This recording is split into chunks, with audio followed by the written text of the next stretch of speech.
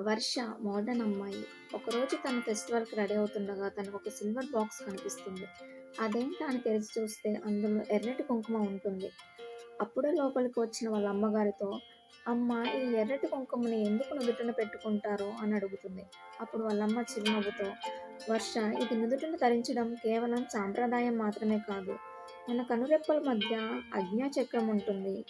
అది మన ఏకాగ్రతకి కేంద్రం. ఇక్కడ బొట్టు పెట్టడం వల్ల మనసు ప్రశాంతంగా ఉంటుంది.